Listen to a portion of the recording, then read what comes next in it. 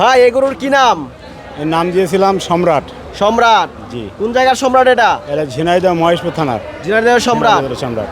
আচ্ছা, কত টাকা দাম চাচ্ছেন? এরা দাম চাইছিলাম 16 লক্ষ টাকা। 16 লক্ষ টাকা। জি। আচ্ছা, হাটে আসছেন কবে? হাটে আসছি, আজকেই সকালে এসে পৌঁছাইছি। আজকে এসেছেন? জি জি। আচ্ছা, হাটে আসার পরে কোনো দরদাম হয়েছে? না, এখনো তেমন দরদাম হয় নাই। আচ্ছা, ওজন কেমন আছে এটার? ওজন 26 থেকে 28 মন হবে। 26 থেকে 28 মণ। 28 বল।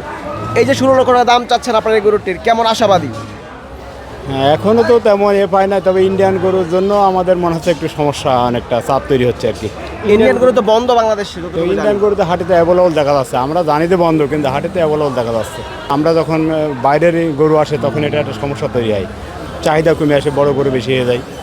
আমার এই গরুটা দেখা যাচ্ছে প্রতিদিন 1000 থেকে 1200 টাকা খরচ হয়। 3.5 বছর আমি এর পালছি, হিসাব করে দেখা যাচ্ছে 12-13 লক্ষ টাকার উপরে খরচই আছে।